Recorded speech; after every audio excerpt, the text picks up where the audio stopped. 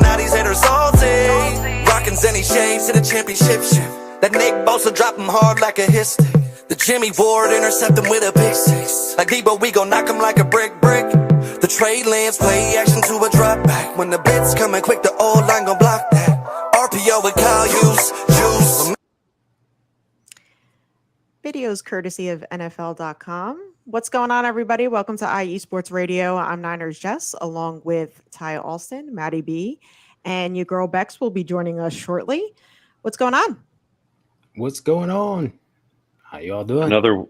Another week of like minimal things happening, but so many things being talked about and people being angry over things that don't even exist is pretty crazy to me. So yeah, let's just make stuff up and be angry, you know. Lots of changes. Apparently now the NFL Combine is Super Bowl Radio Row 2.0. So really excited It's the place about to that. be. Yep.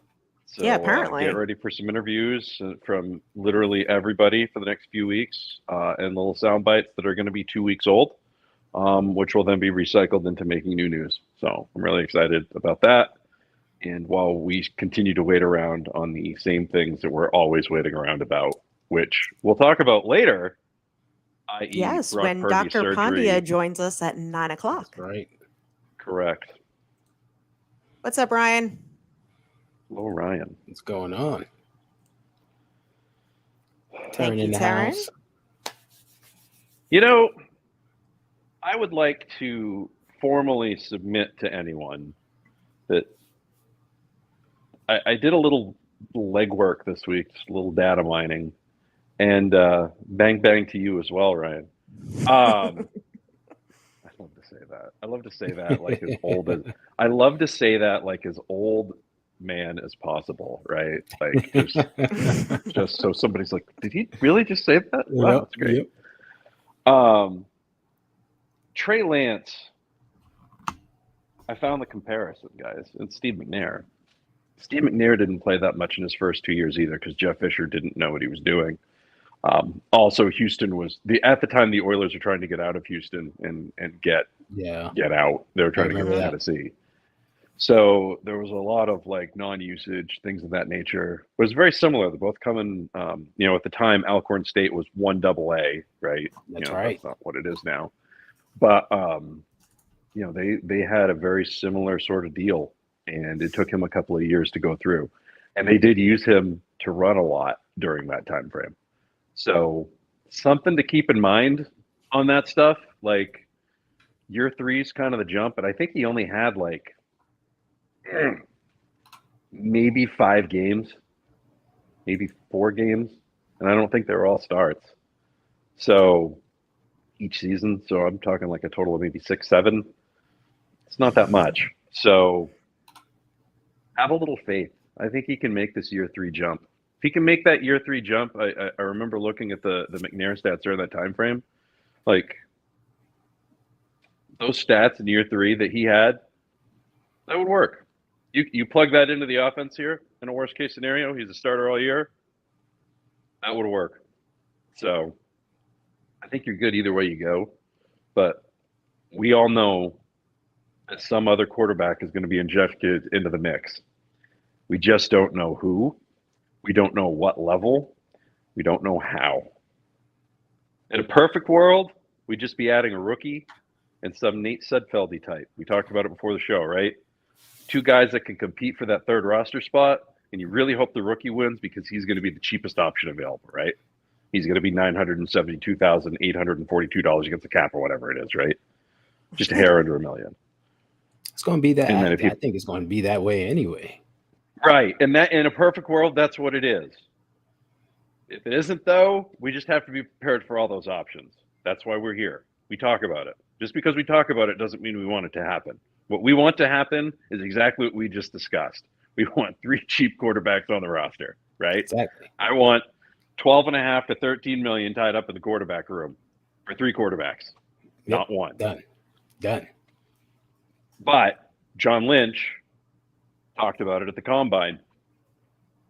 They know they're going to have to be in the QB market. What part of the antique store are they going to be shopping in, right? Or are they going to leave the antique store and go to the bargain bin? Or like there's so many different things that could happen with this, and it was left open to interpretation. So be prepared. So far, I've seen Marcus Mariota, Carson Wentz, Matt You've Ryan. seen everyone. Matt Ryan. What about bringing Nate people Sudfeld back? Well, I mean, somebody like that too. I mean, he spent a lot of time in the system, right? Like That's he an knows what he's option. doing. To me, he's a mile marker quarterback, right? Can you be better than Nate? To me, like Nate Sudfeld, Nathan Peterman. Something about the name Nate, I guess. Oh. Sorry, if your name is Nate, I guess you can't really be a good quarterback. Any good quarterbacks named Nate? I can't think of any offhand. I can't either. I don't. No Nate the Greats, right? Nobody has claimed the Nate the Great title yet. Yeah. Nope. So currently it's been Nate the 8. So, but he got $2 million. He still got $2 million guaranteed or whatever it was because they signed him to whatever deal they signed him to was as much as he would have made on the practice squad. So you truly hope again that he doesn't win and the rookie wins because the rookie only makes $972,000. So that's the hope, but you never know what they're going to be looking for. And you don't know how the market's going to shake out, right? Maybe they don't find the quarterback that they want in the draft, or maybe they get a deal on somebody that they weren't expecting to fall to them. And you've also got teams cutting people left and right. We don't even know what this free agent market's going to look like in 3 days. Exactly. People are getting dropped everywhere, man. Like Leo drops them when they turn 26. You're out. Bye. Thanks for playing. Yeah. It's going to be a lot. You got the combine here. You got the combine. You got the draft. Then, combine, free agency, draft. Then you got that second wave of free agency. A whole lot could happen. We could have 6 quarterbacks in camp. When it's all said and done. Imagine that. You just never know. You'd be beyond Thunderdome, man. Everybody's in the it's an elimination chamber match, right? We need as many arms as we can. Left. Just get in here. You just never know. And somehow someone will find something wrong with that. Oh, yeah. But there's something to find wrong with everything because everybody's convinced that, like, if somebody is convinced that Jimmy Garoppolo is the answer, they still think they should be signing Jimmy Garoppolo, right? It's still people saying it. I still see that on the timeline. I hide this stuff from the timeline, and I still see it. Like, I go out of my way to avoid it, and it still creeps in there, right? So, people like to stay with what they know. That's fine. But when the general manager and the coach have both said, yeah, that's pretty much over with. The thing is, though, they pretty much said that last year, too. Yes, I hope that's fact. It's a big difference, though. Last year, he was under contract. Yeah, this year he's not. And they were looking to move him, and if there was a lot of variables involved. And at the end, they was like, all right, we worked something out. This year, he's not under contract. He's a free man. And it's like, okay, go. Nothing we could do right now. Last year was like a Facebook relationship, right? Everybody found out that the 49ers found somebody younger, right, in Trey. And they realized that Jimmy was going to be out. So everybody just, jumped right on it and said, hey, Jimmy's going to be looking for someone else, So the relationship became as complicated. And then Trey broke his leg. And then all of a sudden they're back in a relationship again, right? But it's still kind of complicated. And then it got real complicated real quick. And now they're exes. I mean, that's pretty much what it's boiled down to. I mean, that was pretty much the scenario last year. So, man, it was just football business. Yeah, right? He was here. He was going to be a backup. There's no way we're playing a backup. $26 million. Imagine if they didn't renegotiate that contract. What fans would be saying? Everyone would lose their mind. Oh yeah, this was the smartest no-brainer business move in the history of time. Yeah, and honestly, Jimmy was not going to get that out on the open market somewhere. Nobody else is going to be able to wiggle that, right? So he took the best deal he could get for the situation that he was in.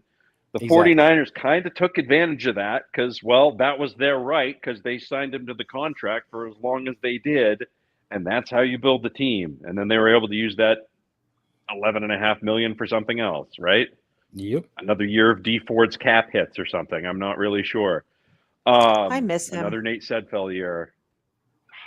Wouldn't have been great to have him for, like, I don't know, longer than a partial season. Wouldn't that have been glorious? Would have been nice. Yeah. I like D Ford. Hope somebody steps up in this draft this year, or somebody comes out of nowhere. And let me ask you a question. I don't know about this Jalen Carter thing, but if he falls down, let's say he's in the second round, are you against trading up a couple of third rounders for this kid? I can't answer. I don't know much about him. I don't either, but he's supposed to be a real hot talent, but this whole vehicular thing, I don't know how I read the court stuff, but like, Yeah, and then somebody read his statement, and that he, but when it's all said and done, he'll be fully exonerated. which is, But, what you kind of expect. Or sometimes if they've been busted, they're just like, yeah, we're going to let the legal process take its course, right? So, but if it's one of those deals where he falls, like they're going to have enough ammo in this draft. Like they still have a lot of picks. Like they don't have first and second rounders, but they've still got a lot of third rounders. A lot of teams really like those third rounders, and they don't mind trading out of the second round, particularly if the guy that they want isn't there. So they definitely seem. Go ahead. They seem like they could be in a spot to where if somebody drops into that range, they can go up and get him, and not blow out the budget for the rest of the draft, not blow out the roster spots, not plenty of ammo to just move up into the second round. There's a lot of strategy that they'll be able to do. Yeah, or having to dip into next year's picks. Right, and I think they really honed in on defensive end and defensive tackle, because from what I've seen, they've met with at least a few of them already, whether it's defensive end, defensive tackle, so I think we're really honed in on that being our, first pick of the draft for us. That's John Lynch. Right. We're going to do that every year that he's here. Well, but this year in particular, though, with the trenches, like we definitely need to, I feel. Yeah. No, 100%. On both sides of the ball. We'll go back and go back and watch the NFC title game. Right? At the end of the day, like that was really what it boiled down to. As soon as you saw that was I was talking for you folks out there in internet land. I was talking with Jess and Ty about this earlier. I went back and watched, to appreciate the highest of the highs, you also sometimes have to relive the lowest of the lows. So I went back and watched the 1993 NFC title game in Dallas. And during that game, Ted Washington was the nose tackle for the 49ers at the time. They were playing a 3-4. Big Ted. And Ted Washington was being blocked by Eric Williams. Eric Williams with a K, if you remember, played for the Cowboys back then. Eric Williams was an absolute monster. He was a problem. And he blocked Ted Washington so hard that when his leg came down on that green cement turf in Irving, Texas, he broke his tibia. Game was scoreless in the first quarter, 0-0. And then literally right after he gets carted off, Emmitt Smith goes up the middle untouched, right up the gut for a touchdown. And then between that and the Alvin Harper, the Bernie Kosar to Alvin Harper play late in the third quarter, like the fourth quarter was mop up time. Just one of the saddest things you'll ever see. So, and there was no depth on that defensive line. They reshuffled things. They tried to get it, but there was no stopping Emmitt Smith that day. And Emmitt Smith was playing with one good shoulder. But if you go back and look at the games that were lost this year, the things that we struggled with, it never seemed like that defensive line. A lot of times the reason the defensive line was not having to give up rushing yards is because the other team was behind, so they were just throwing, right? Like, it's kind of one of those deals. They need that nasty ass. That guy that really has to bend over really difficultly to be able to wipe, like that guy. Like those guys that Madden used to point out the butt sweat, right? Like, that's what they need. They need guys on that line that are just going to tear crap up no matter what they do. Whether they have it on this roster or not, I don't think they do yet. I think they need that. Whether it's in the draft, whether you get the defensive tackle version of Tristan Wirfs come out of this draft where you get him in the third round and he works out great, or you find someone on the free agent market because they got cut by another team and because they decided to go in another direction and this person's got a chip on their shoulder, whatever it is, they got to get that Keith Traylor, Ted Washington, pork chop eating SOB on that line to really help the attitude of this defense. And I think Steve Wilkes. You guys saw this thing where Steve Wilkes is interviewing some of the current staff, right, to make sure that everybody's on the same page. Mm-hmm. I think they did some self scouting and some diagnosis. I don't think they're. I think the people that are in positions feel similarly based on the moves that they're making and the things that they're saying in the media and the things that Lynch has said during the combine, the things that were said about the Steve Wilkes interviews and being the number one defense and maintaining that. There's still room to grow. And it starts on that line. I mean, a lot of people even said, like we have Kalia Davis, but he's still an unknown. Mm-hmm. And I don't think you can just rely on that.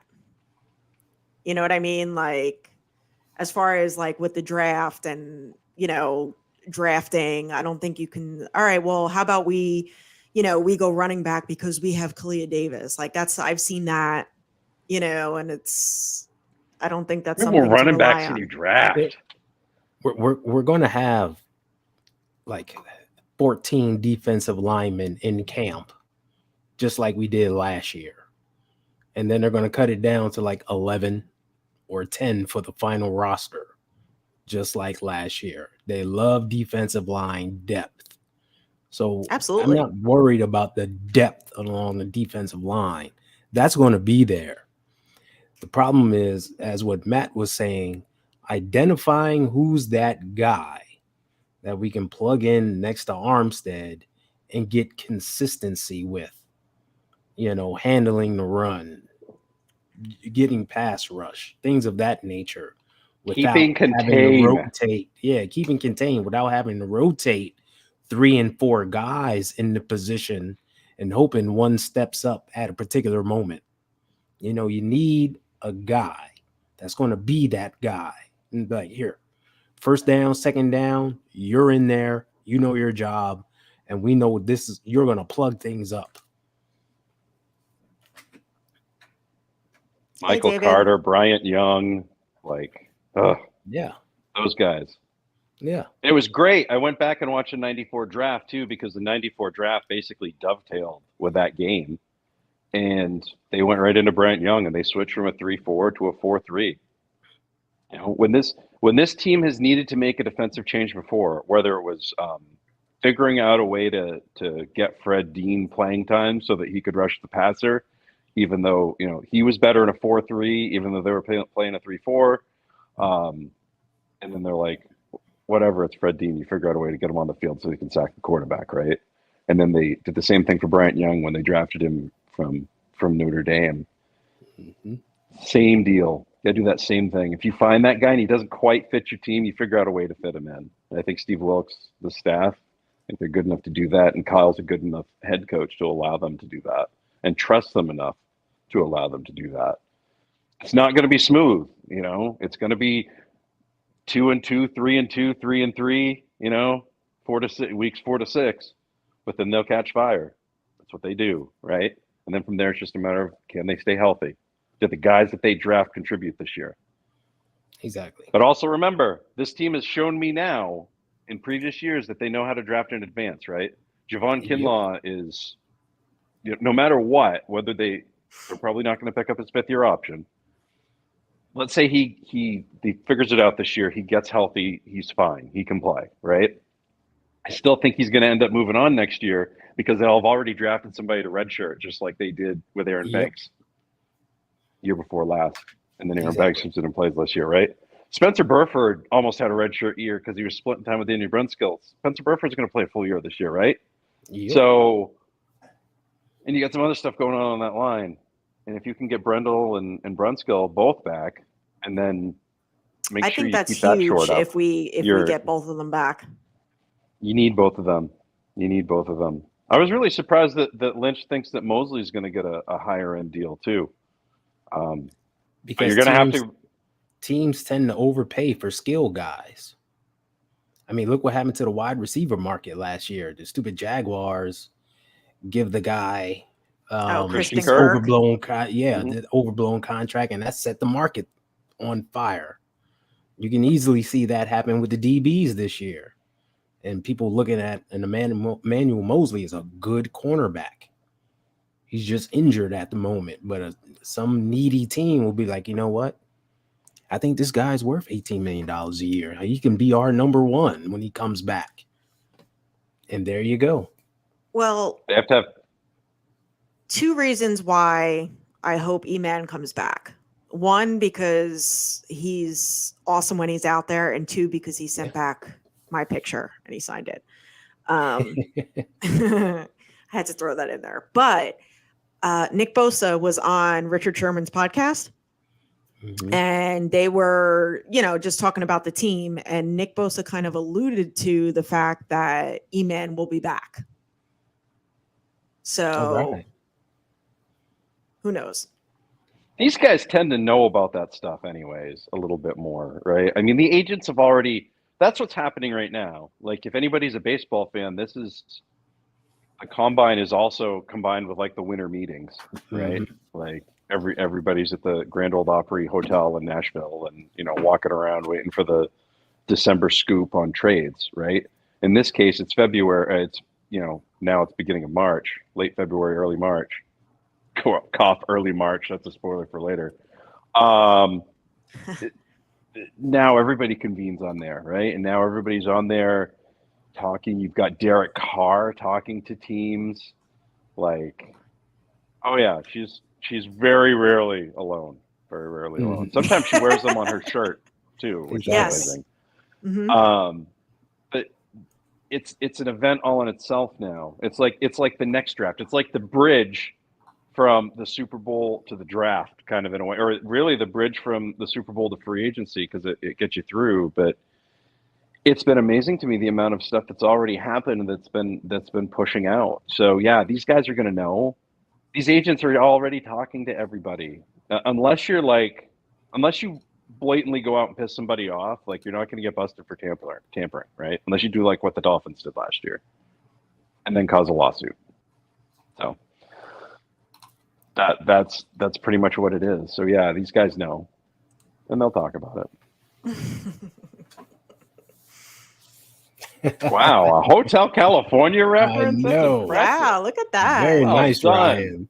Well done. Good job, Well Ryan. done. Anytime you quote the Eagles, that's a hat tip from me. Yep. Tabor Pepper. That's right. Consistency, Extended. baby. 3 more years. Good move. Friendly You think cap this hit. is some type of sign that Robbie Gold will be back? No. I think it's a positive. Okay, terrific. Two have nothing to do with each other. Yeah, I think it's a positive. It's great for consistency. It's good that Mitch is going to be back too, but like, and because that gets you 2 out of your 3. But Lynch even said they're going to be looking at kickers, right? And also, you need to start. I think they have to do their due diligence anyway. You have to, because if Robbie gets injured doing one of those stupid tackles again, provided he comes back, or eventually some cheerleader punches him in the face for warming up during the promo, right? Like that could happen. Somebody could just steel chair him one day. God, imagine that. Rat's ass during the halftime, like that would totally happen. But also, like, what if it gets crazy? Like there's not a ton of like clutch quality kickers out there right now that you could be like, boy, we go get him and we don't have to worry about our kicking game for a while. And there's a lot of teams out there with awful kicking games. So especially on the consistency side of things. Plus, he's from the center of the country. He's from Chicago. Like, maybe he doesn't want to be out here an extra year. And if his kids aren't coming out here to live with him during the time frame, I can imagine that's another thing that, like, do I really want to do this for another 2 to 4 years? Like, it's a rough one. That's always the case. Each year it's been, is his family going to relocate? You know what I mean? Like, it's always kind of been a reason for Robbie. Yeah, there's a lot of variables going on personally with him. And then there's the financial variable with him. And remember, we still got to look at the business of football in this. And it's like, do we have the capital to pay him another $5 million a year, to be our Which is what you're kicker. doing if you franchise him. Yeah. Yeah. So it's like, you know what? Maybe getting one of these young kickers from a school that played outdoors and some elements that can kick for cheap is the way to go. You can I find you actually the next agree with Evan this, Rob. McPherson. I agree with what Rob said. I think Rob is right on. I'm guessing it's going to be a franchise tag, and then somebody young that's behind him. But like I said, I wouldn't be shocked if somebody signs him for a 2 or 3 year deal because he decides this is the last deal he wants to do and he wants to be closer to it, whatever. So, I could definitely see. Yeah, but he also wants to win a Super Bowl like everybody. But I don't know. I could see him coming back and us drafting a kicker. I would hope so. Again, perfect world. That's what we'd like to see, right? So, I'd like to see him on a deal that makes sense for him. So, and if they do win it this year and he wants to retire next year, I'd like to have it set up so that his cap hit isn't hitting for the next 14 years or something. You know what I mean? Like, and that's another thing that comes down to the business of it. It's like, all right, I don't want to pay this kicker that's gone for the next 3 years. Like, it just doesn't make sense. We don't want to Bobby Wagner him, right? Exactly. Oh, what a disgusting deal that was. Jeez. Oh, Ryan, at 100%, drafting is not an absolute win, and you really don't know because you don't know what you're going to get. It really is a box of chocolate. You don't know.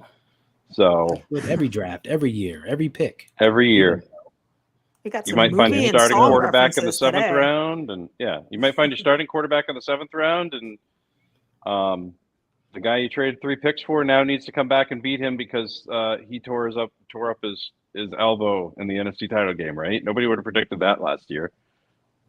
It's craziness. Hey, Bashar. What up, Bashar?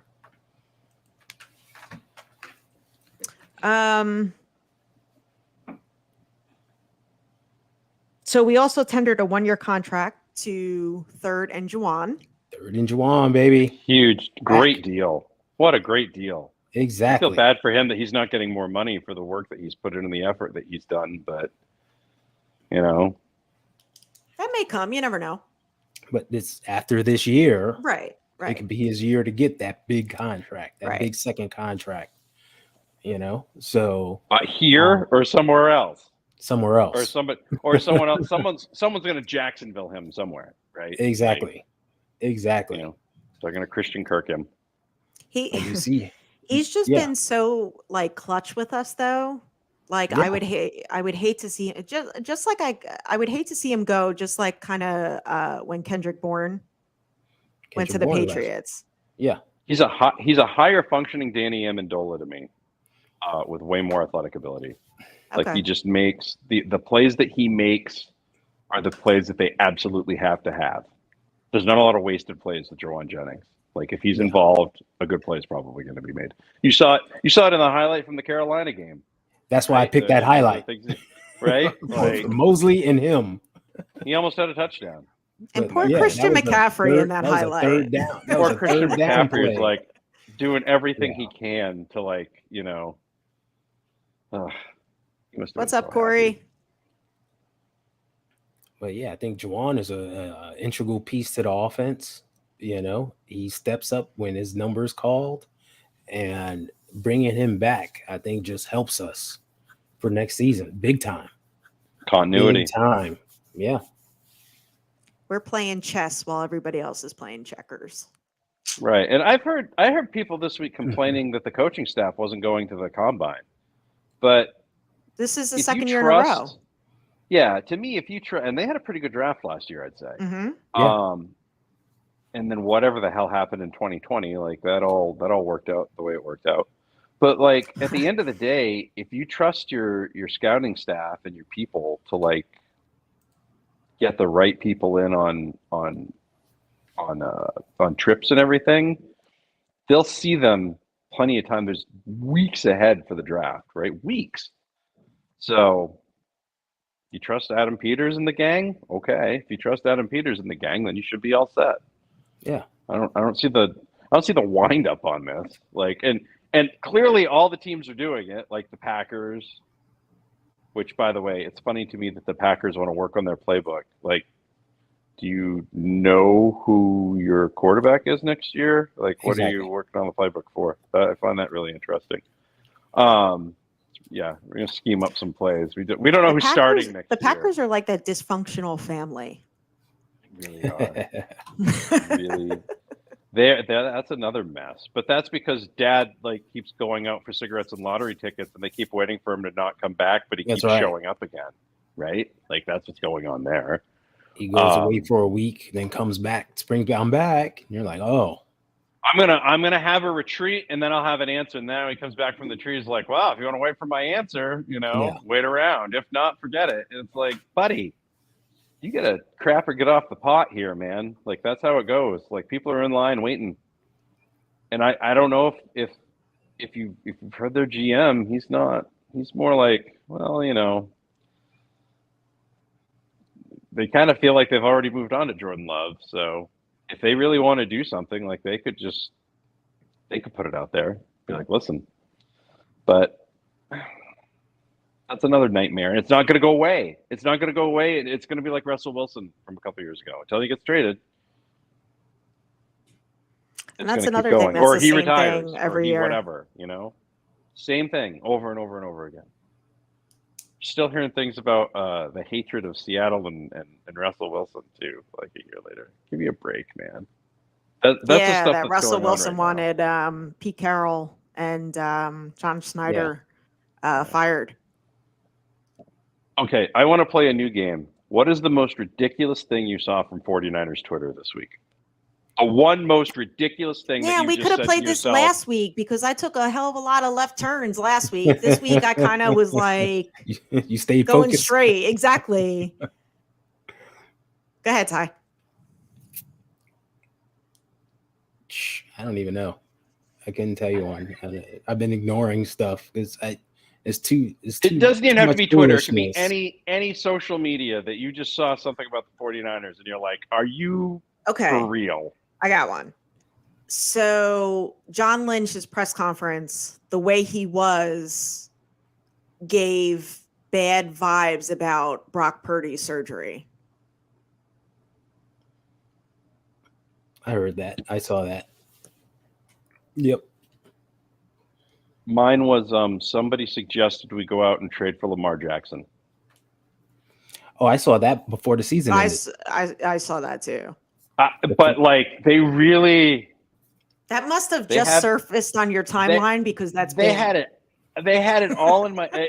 Well, I do a really good job of trying to keep things out, right? So if something makes it through my fence, wow, and wow, how are you paying for this? He wants $60 million a year, guaranteed, all guaranteed.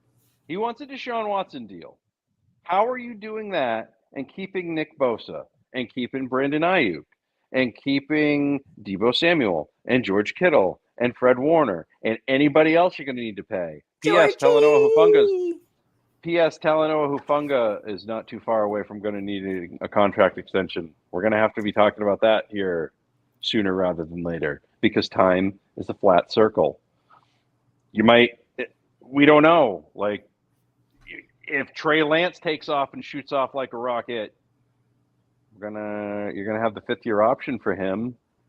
But which people are still saying that we should trade him to the Titans, by the way, after the whole fingers crossed thing. Yeah, sure. Let's just keep a $12.5 million cap hit on the books. We can clearly carry it. There's only the D Ford thing and the Jimmy Ward thing, and people out there like dead money.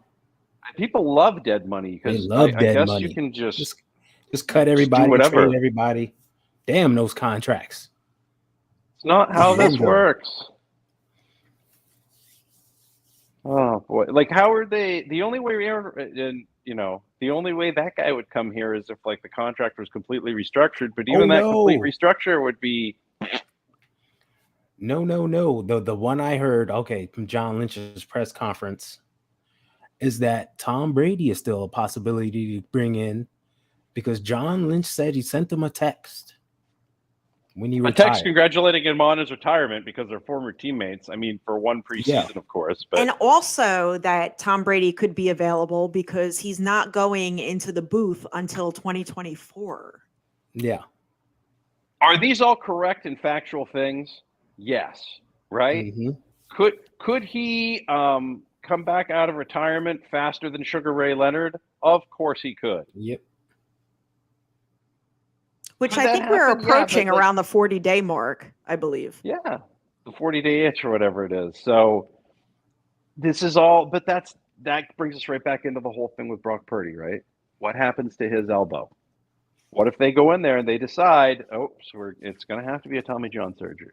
Oh boy, it is going to have to be a Tommy John surgery. Okay, we're not going to have Brock Purdy next year. Okay, we're not going to have Brock Purdy next year. Does Trey Lance? Can we win a Super Bowl with Trey Lance? And that is the decision. The round table, right? Lynch and Peters and everybody, and Shanahan and York, I would hope too, are all on a table. Can we win with them? If the answer is yes, they decided that last year. right? It's all And good, they did. Ryan. We love They you. decided it last year. They already decided that. They decided that last year. They decided that last year, but for those that think that John Lynch is, not showing faith or confidence or whatever, and there are times when you listen to the tone, there's a little bit of passive aggressiveness every time. He's like, well, he needs to play. He needs to play. It's almost like every time he's saying that, well, he needs to stay healthy. He needs to stay healthy. He needs to stay healthy, right?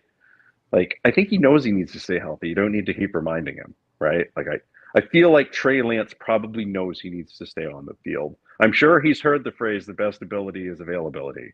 Like, I'm sure he's probably got that going in his head 50 times. So why do you need to keep saying it out loud, John Lynch? There's a weird tone that you hear with him sometimes. It's not so much a vibe thing. It's his tone and the way he talks about Trey Lance. If you go back and listen to it, it's like, it doesn't, you feel okay, but you don't feel warm and fuzzy. It's like it's because he'll say something like, hey, I got a view of the field from my office window on the second floor. It's glorious. And I've seen Trey Lance out there taking snaps and throwing the ball. And man, And he doesn't appear to have a limp. There's no limp. Right. He looks great. So it reinforces why we drafted Trey. And then here comes the sweep of the leg, Cobra Kai style. But he has to stay healthy. Every time. Every time. Every time. Every single time. Every time. He has to remind us. We know, John. We know. Trey Lance has to stay healthy. Trey Lance knows he has to stay healthy. We all know. I've had it. Dang. We know. Thank you. Exactly. Good Lord. But that's the question. Like, is he saying this in these meetings over and over again? Or are they at the point where like, yeah, he's right. You really do have to get somebody that's healthy. You almost blasted out my earbud. And then at some point, did they do something desperate? Because, I mean, 2 years ago, they were talking about, let's give the Packers a call, see if it's Aaron Rodgers, right? 2 years. This is after they had already moved up to trade for Trey Lance. They're like, let's just give him a call. Only ruined a lifelong friendship. No big deal. Or at least dented it for a little while, whatever it was. Like, this is silly season. So you have to pay attention to it. And when you're paying attention to the stuff that he's been saying, he's very consistent about it. I don't care if you're pro Trey, anti Trey. I do not care. It's just the way he talks about it. He mentions it every time. Every time. And it's like a canned answer at this point. It's like whenever someone asks me about Trey Lance, I'm going to say he just has to stay healthy. That's it. I think, hey John, how do you spell Trey's last for name? the quarterback position. Yeah. So how about that quarterback position? They just have to stay healthy. Yeah. I've heard a ton of interviews with Mike McDaniel and the folks from Miami, and they'll talk about Tua's concussions, but they don't end every sentence with he needs to stay healthy. They're like, well, we know the thing with his concussions is a big deal, and we're managing that and doing the best we can and making sure it's there. But at the end of the day, we know he's a really great talent, so we have to figure out a way to make it work. That's what I want to hear, right? I just 'Cause think, at the end of the day, that's what you want to do. obviously by now it's like a standard answer. Yeah, it's totally canned. It's, I mean, he doesn't care. It's like, what can you when do? you're asked the same thing a bunch of times, like you kind of get a similar answer, just said a different way, but ending with the same thing. He just has to Right. stay healthy. Stay healthy. And then whatever you Um, want to put in, whatever word sandwich you'd like to put in front of it, totally fine. Yeah.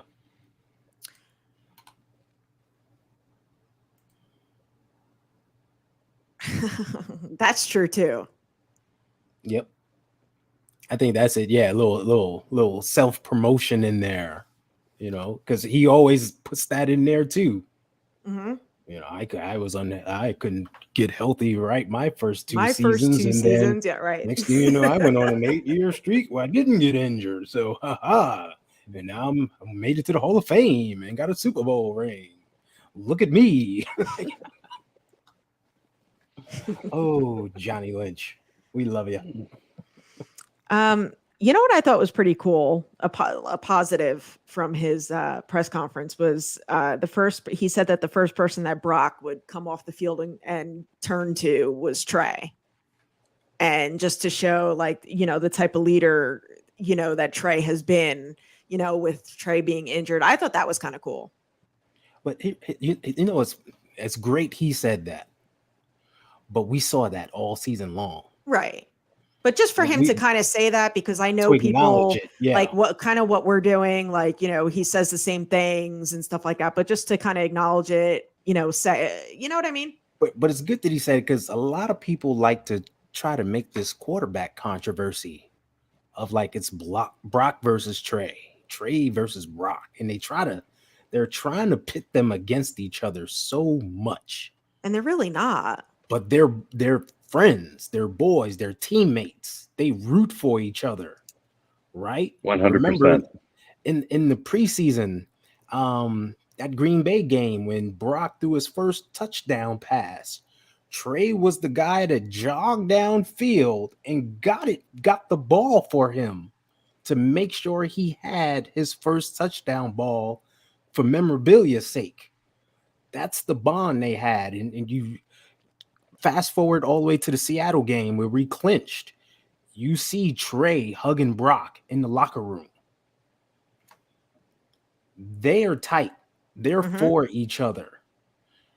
It's a shame that fans, media are trying to pit them against each other. And it's cool that, John publicly acknowledged that from a GM standpoint. Yeah, I thought that was a positive. He also had plenty of compliments for Garoppolo too. And that was the point I was about to make. Like, isn't that kind of the culture they've built in? Like, they talk the same thing about how great. At this point last year, they were saying the exact same things about how great of a teammate that Jimmy Garoppolo was for Trey Lance and how much of a leader and a mentor and right?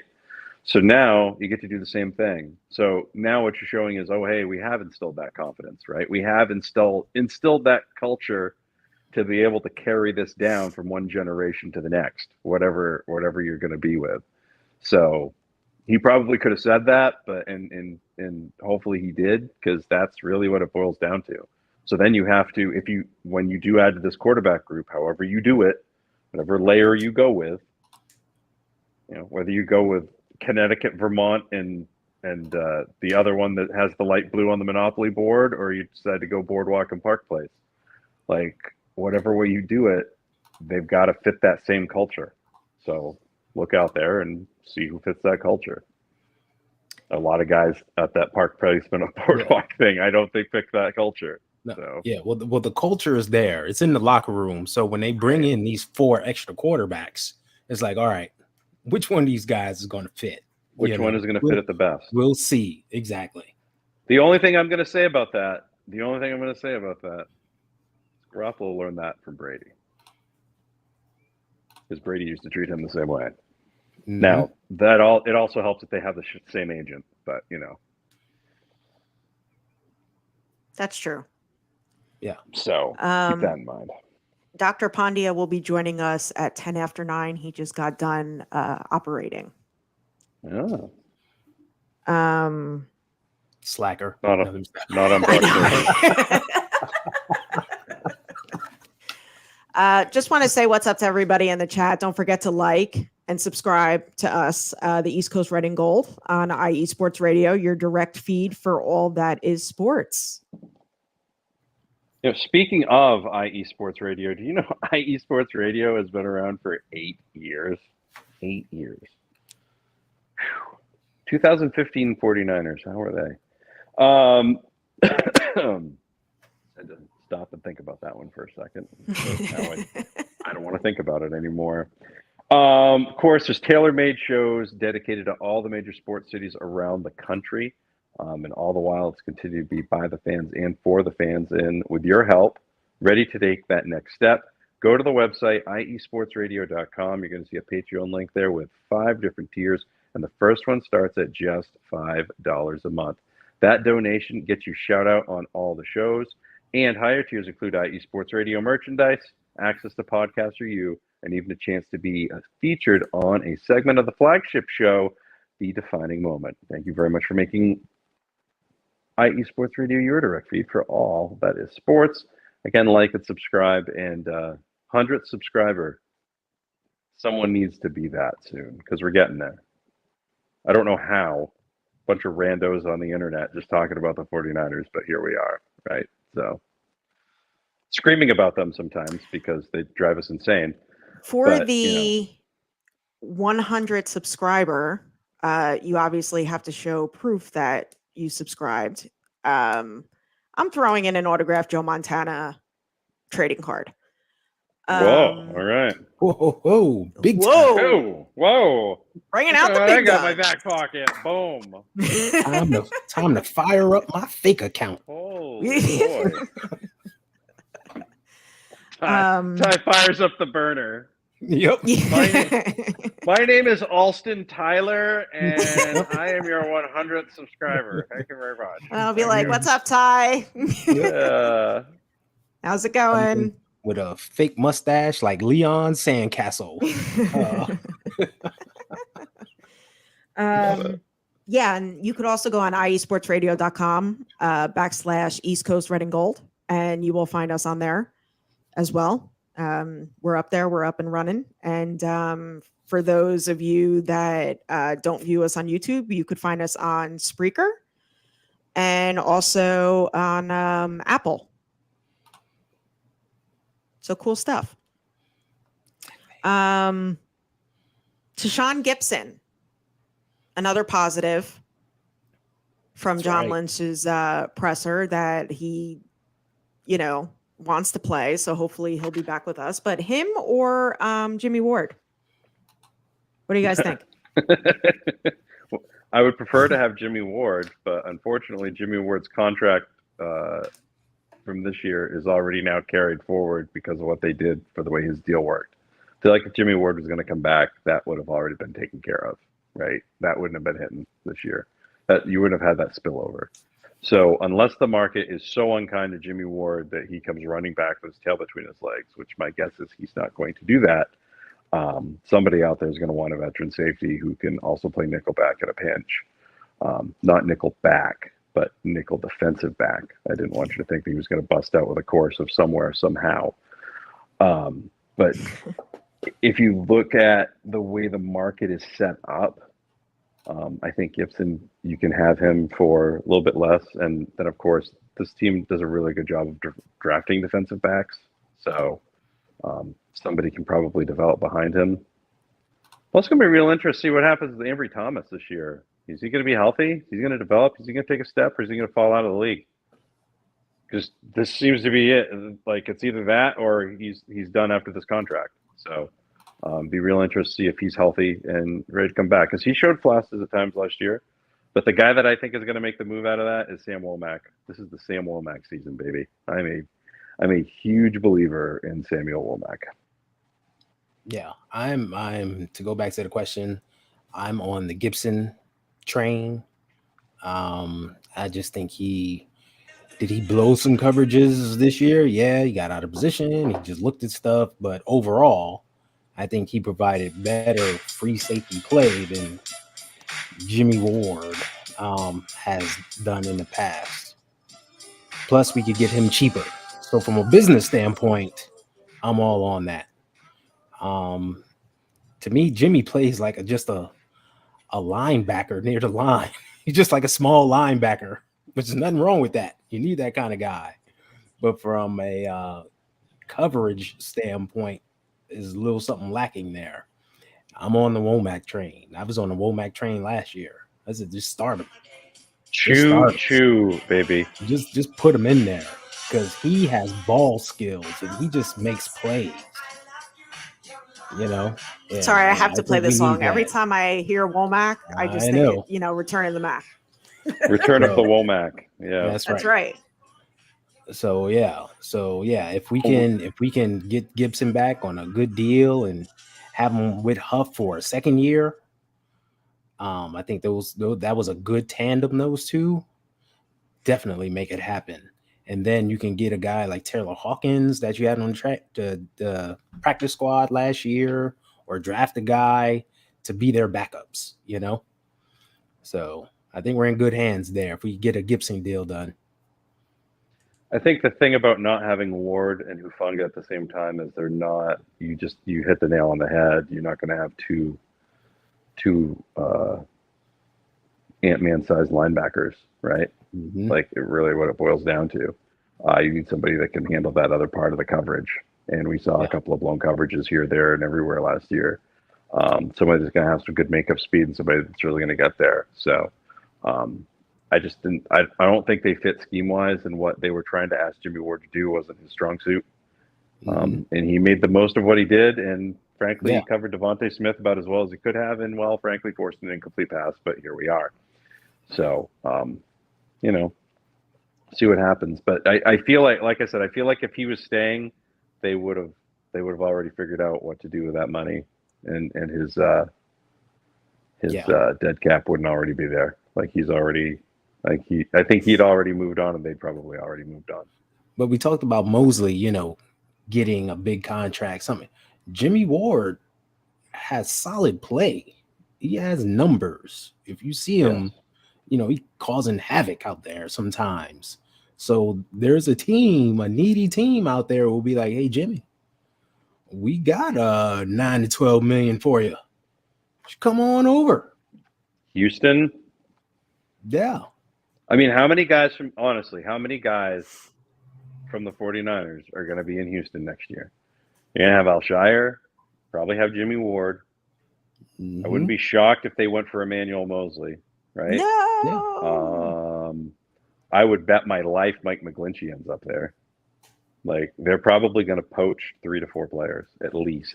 And that doesn't even include the guys that they're going to be, like, as soon as the 49ers cut somebody on camp, the Texans, the Jets, the Packers, the Dolphins, Seattle, they're all going to be in line. Seahawks. Every time we cut somebody, he's like, Seahawks, like, oh, we got to sign. Well, that's a division thing. If the Patriots cut somebody, if the Patriots cut somebody, the Jets, Dolphins, and Bills are all after them, and vice versa, right? And usually it's just for the week so they can figure out what they can get about for practice. Yeah. But Seattle does that a lot. You're right. But you're starting to see it more in terms of teams that are taking systems and stuff like that. So, Alshire, Jimmy Ward, I expect them to both be starting for Houston next year, to be quite honest with you, especially with the lack of state income tax in Houston. Yeah, I mean, I like Deshaun Gibson. I think he had a really good year for us. The only thing with Jimmy Ward, like, I just don't like when you kind of air out your dirty laundry. I don't like that either.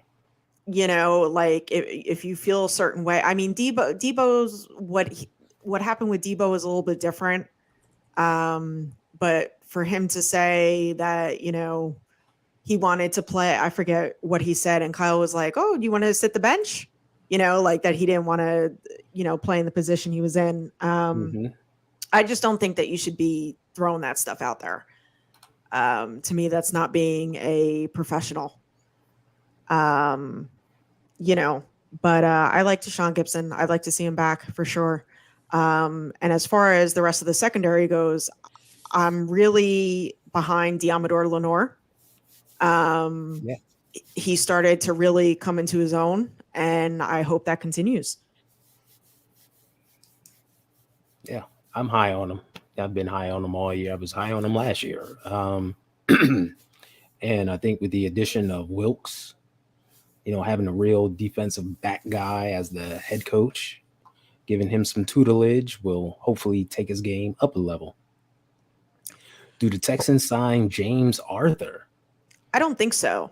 I think he's going to end up being on the Raiders because you have Josh McDaniels there, familiar foe with the Patriots when Jimmy was with the Pats. That's where I think Jimmy's going. What about you guys? Yeah, I think he's going to go to a place where everyone knows his name. So Raiders number 1, Jets 2. I wouldn't rule out the Dolphins. Because Tua's a big question mark with his injury status. You never know. So those I three think they places. would. To follow up on what you said about Miami, I think they would love to get somebody to come in and challenge Tua, or have like a super protection policy.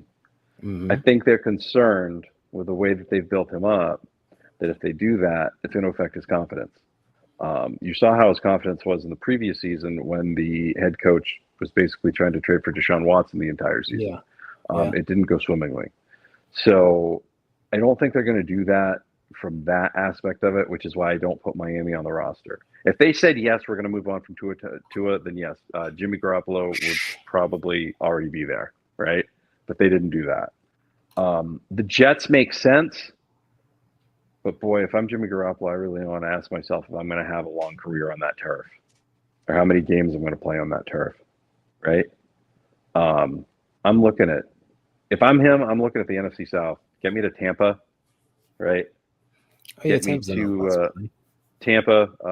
Get me to the Raiders if Rodgers doesn't end up there. Either one of those places. Because even if you don't win Kansas City can't win the division every year, right? Like it just. Even the best teams don't win it 57 years in a row a lot of the time, right? So at some point, something's going to happen. Oh, here's a fun question by David McNiner. If there was no choice but to sign Carson Wentz or James Garoppolo, who would you sign? Go ahead, Ty. I would sign James Arthur. If those two were the only choices, I would sign James Arthur. He is the greatest quarterback sneaker of all time. We know that. So we got that plus right there. And then we just run 5-yard in breaking routes all day. And we know he's going to hit them. So go, what is it? Go with the devil, Is that the term? Yes. Yep. So, yeah. Plus Wentz is all over the place. Jeez. We talk about a falling off a cliff. Yeah, big time. I would go with Jimmy Garoppolo too. Yeah. For sure. Because what we've seen from Carson Wentz, forget it. Yeah. I mean, geez. I can't say his name without shaking my head. Yeah, exactly. It was actually, I was going to ask Maddie that too, but he exited for a minute. There you go. Hey, hello there. If you had to choose Carson Wentz or Jimmy G? If they were the only two. Yeah, if they were the only two. Those are the only two. Only two. Oh, I would take Jimmy G in a heartbeat, but there's two factors on this. Okay, there's two major factors. One, what am I signing them to? Can I sign Carson Wentz for $2.5 million? Do I have to sign Jimmy Garoppolo for 10 to 15? Do I have to sign him for 25 to 30? There's people out there that think Jimmy Garoppolo is going to get as much as Daniel Jones gets this offseason, guys. Okay, because quarterbacks are, they're huge. They're huge commodities at this point. Yep. So we're not blowing our salary cap up for another year of JG, right? No. So, and I can't imagine that, can Carson Wentz is he cool being the third QB? Can he handle that? Because last I heard, didn't do all that well with it in Philadelphia, which is why he got run out of town. Outside of the fact that he also, shocking twist, could not stay healthy. So yeah, let's just add him in, right? Let's just add in another guy that can't be Who healthy. can't stay healthy. But you know, for $2 million a year, maybe you can get him in, and then you get a rookie to beat him out. Yeah, just be a camp arm, you know. So, do you think we'll draft a quarterback? Oh yeah, Of course, 6th or 7th round, maybe the 5th round if Yeah. they really like somebody.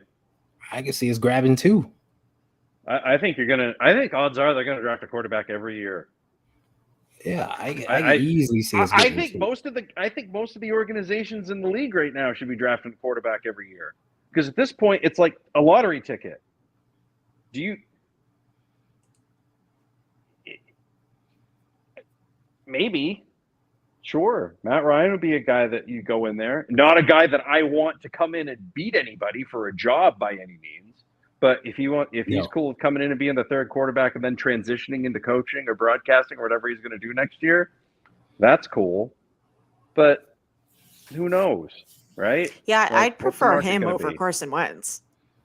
Yeah, I would agree with that. Definitely, for sure. Brian Greasy Another staying positive. with us. Yes, Back, indeed. baby. And look at that. Right on As time. soon as I mention it, right on cue. My goodness, you guys related or something? How'd that happen?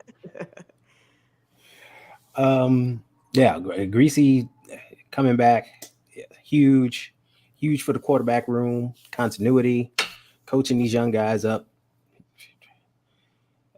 Once again, makes us strong, keeps us strong for another deep run in the playoffs. That quest for 6. That's what it's all about. And I love it. I actually didn't realize that I didn't know that he was actually thinking of not returning. Yeah, I didn't hear that either until it was said that he's coming back. Yeah, so when I heard, go ahead. What happened? I wonder if he did got the John Lynch. Remember last year, you know, Amazon tried to get John Lynch out of the that's what it was. Job into the booth. And someone tried to poach him. Yeah. Because when he said So he that, I'm like, he must have really liked his job to not go back to TV, right? Mm-hmm. So I can't imagine he's getting paid more to do this. Yeah. Hello there. Hey, Rebecca, how you doing? Look at you. Hey. She What's bringing going sexy on? back. She got the fireplace going. What's up with that? We were actually just talking about Brian Greasy returning. Oh, yes. Good news there.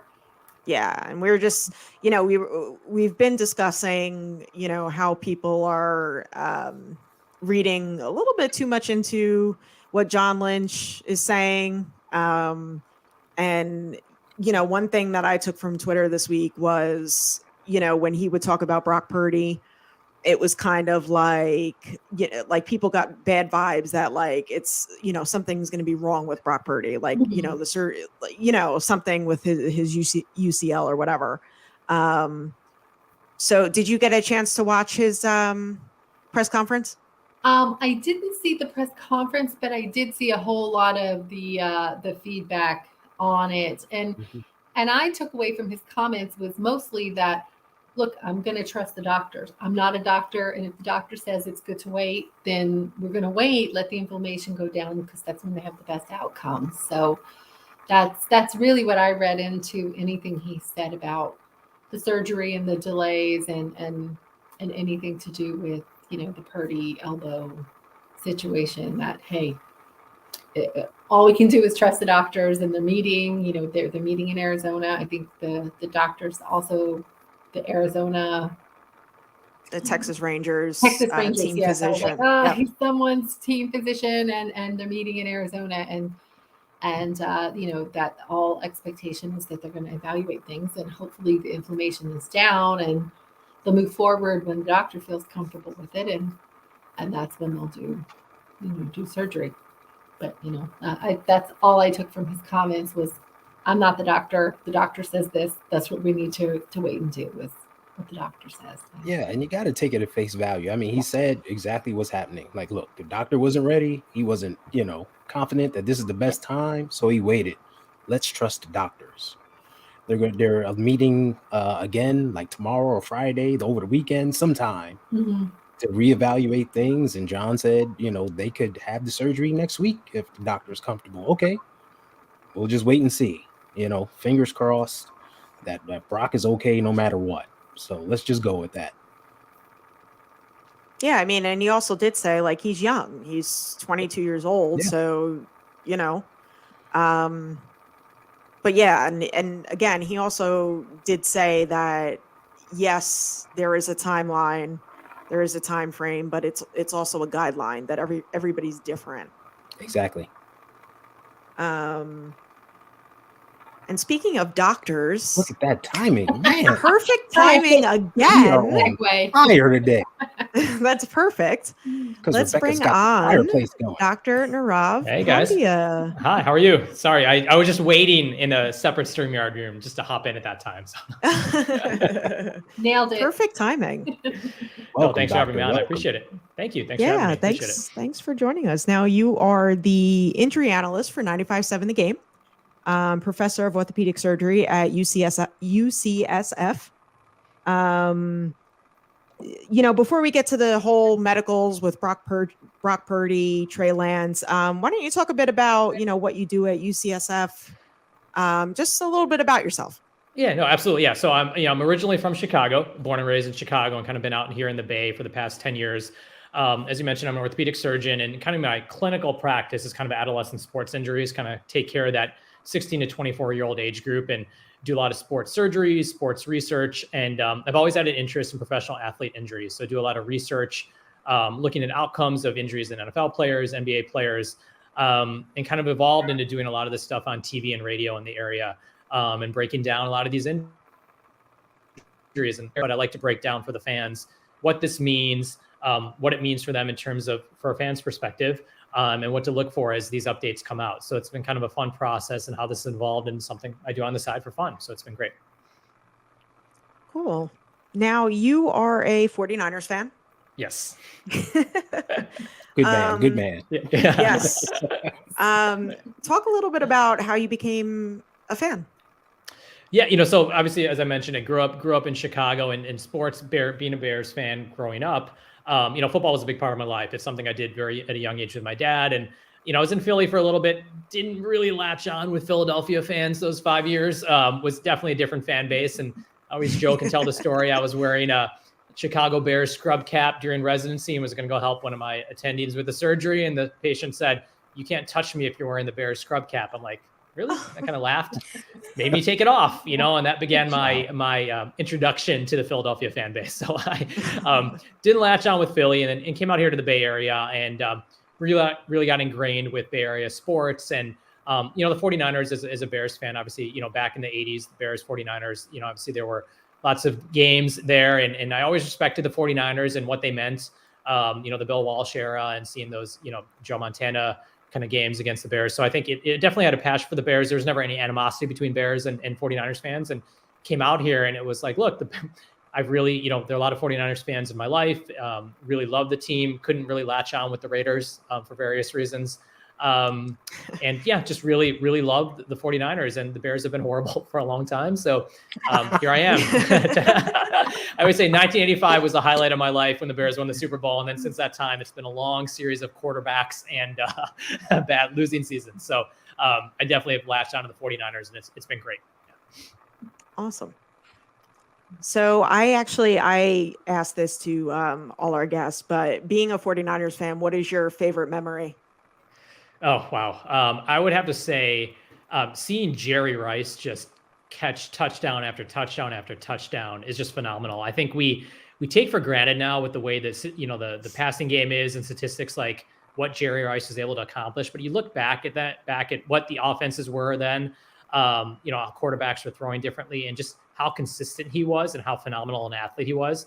That was just amazing. So I think seeing Rice to Montana, Young to Rice, I mean, it's just those memories of him just being the consummate professional, taking care of his body, scoring those touchdowns. I think that's my favorite memory. Is just every time he was out there on the field, him just catching a ball. It was the epitome of a professional athlete, seeing Jerry Rice out there.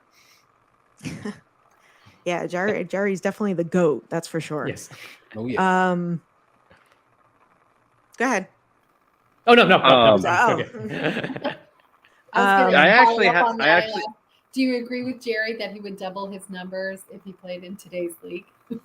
Oh, absolutely. Yeah. I mean, just the way, I mean, now, especially defense isn't defense anymore. I mean, you can't hit down the middle. You can't, like the way Steve Atwater, we used to just take out people. Like you can't do that anymore. So I think Jerry Rice would just totally thrive in this area. I think Jerry Rice and Randy Moss would be the two players from back then who would just have ridiculous statistics in terms of totally when he said it, I don't know, I think I read it a week ago or something on one of the platforms, and he was bragging like if he played today he would have double his statistics, and I was like, you're probably right, because you are that mindset and that professional. Exactly. Yeah. I do have one question before we jump into Brock Purdy stuff.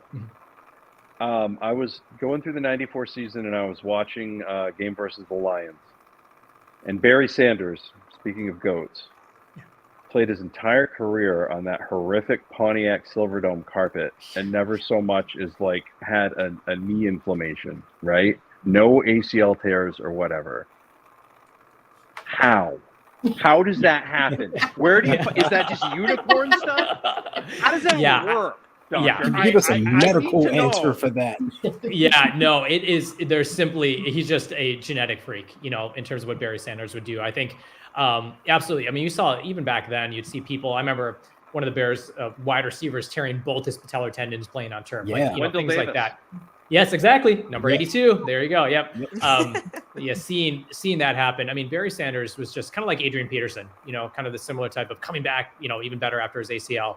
I think we haven't seen anyone like Barry Sanders play the running back position even before then or now. And I think just the way his body was, the way he was able to move, the way he took care of himself, it makes no medical sense. Even seeing how much cutting and pivoting and everything that he used to do, and for not even to be out for a game, it's remarkable. So I don't know how he did it. We still don't really know why Barry Sanders retired at the prime of his career. Maybe he realized the turf was going to get him at some point, but it makes no medical sense why he didn't even twist his ankle. I mean, it's crazy. Yeah. Okay. I just need to double check on that. I wasn't sure if there was some sort of genetic freak marker that the 49ers could be looking for. Because frankly, I'd like to find 2 or 12 at quarterback so that we don't have to worry about it. Quarterback injuries for the 49ers? Never. That would no, I've been living with them my entire life. Growing up, my first memory is of Jim Burt knocking the crap out of Joe Montana. It's whoa, that's not. There's been years of it. Yes, absolutely. I wrote a strongly worded letter to Eddie DeBartolo over bringing Jim Burt to the Niners. So. Yeah. I love that. Yeah. So speaking of quarterback injuries. What a transition. Yeah, exactly. Real smooth. Let's move on before everyone has a meltdown. Brock Purdy's injury, his UCL, he was supposed to have the surgery on February 22nd. That was since pushed back by Dr. Meister due to continued inflammation. A fan question. Is the postponement due to swelling being a risk for infection, or for the brace to get a better fit or hold? No, that's a great question. I think where you, in general, for elbows or knees, if you have swelling in a joint, it increases, number one, your risk of infection. So that's the number one thing. And that's why people hold off on ACL surgery. So number one, anytime there's inflammation in an elbow, you're more likely to get infection. Number two is that if you are inflamed, you're more likely to get stiffness afterwards and be stiff beforehand. So if this surgery produces stiffness. So if you already have decreased motion because of that inflammation, you're more likely to have complications afterwards. And number 3, which may also be a possibility as well too, these reports of him, Brock having kind of nerve symptoms, like we had tingling in his fingers and things like that. Mm-hmm. And sometimes that inflammation could also be coming from the nerve. So one of the things they may be seeing is like, okay, yeah, your stiffness is down, but you still have some tingling, you still have some nerve symptoms. Let's let that resolve before.